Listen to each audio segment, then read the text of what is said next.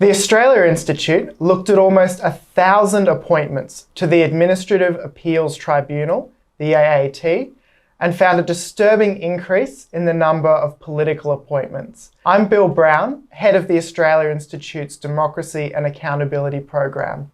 The report's lead author, Deb Wilkinson, is an expert in the study of cronyism. I'm joined today by Liz Morrison, report co-author and a major contributor.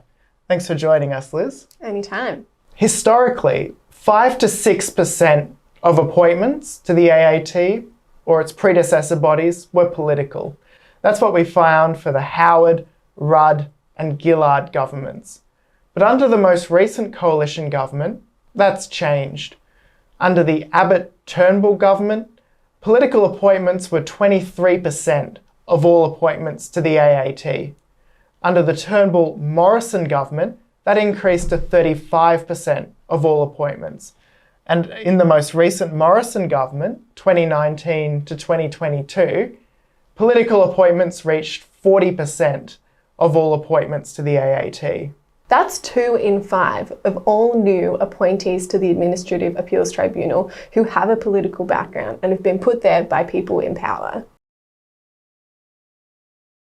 The AAT is responsible for independent, merits-based reviews of decisions that the government's made about things like migration, deportation, NDIS, veterans' entitlements, workers' compensation, things that really have the potential to upend people's lives. And the people that are making decisions or checking decisions about these things need to have really solid legal backgrounds so that they can discern the law and make accurate, fair decisions and assessments of the government's decisions.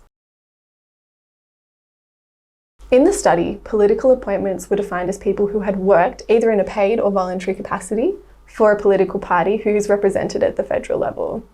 Most of the people that we studied were elected representatives or advisors, and 100 out of 119 political appointments that we studied had this political background.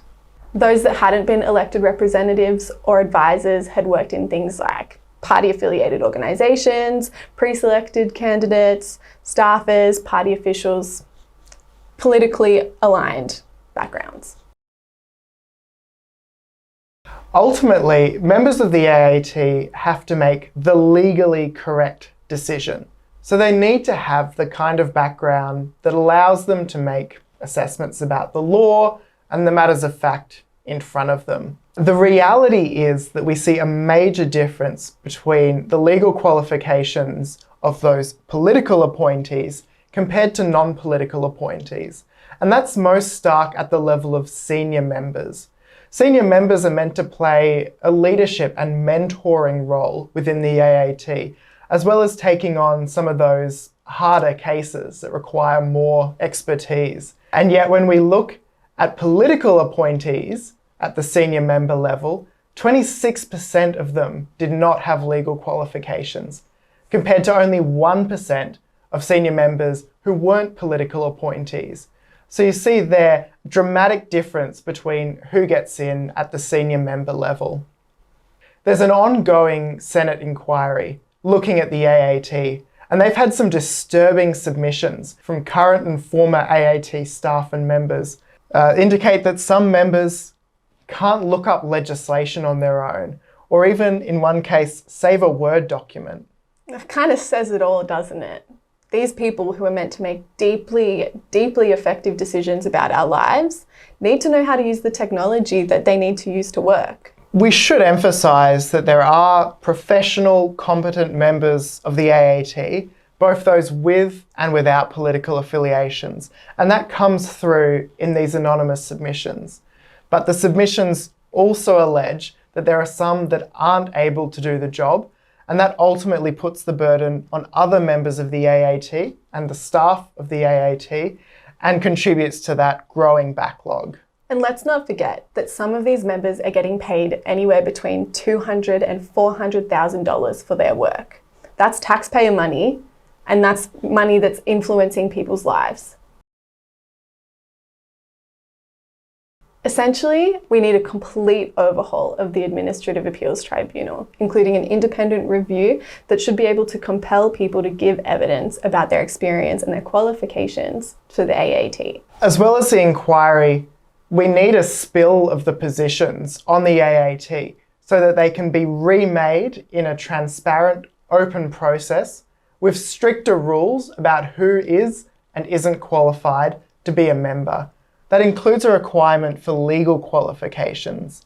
That's particularly an issue because the AAT typically holds single member hearings, which means a single member of the AAT needs to have the legal expertise behind them. And look, there are some cases where people on the AAT are qualified to help support remake decisions but don't have legal qualifications. But in those cases, they should be made by a panel of AAT members to ensure that the legal aspects of the case don't slip through the cracks. We'd also like to see the qualifications of appointees made public so that we can reassure ourselves that they have the expertise and background required to exercise their judgment. With trust in government in long-term decline in this country, Australia desperately needs its institutions to be not just independent and impartial, but seen to be so. Reform to the AAT is an important step to make sure that these life-changing decisions that affect whether people can stay in the country, whether they get disability or veteran support, are made by people who are qualified and able to be impartial. The AAT is a hugely important mechanism for integrity in Australia, but as it currently stands, it's not fit for purpose. It's time for a total overhaul of the Administrative Appeals Tribunal so we can correct this long pattern of cronyism and make sure that nobody else slips through the cracks.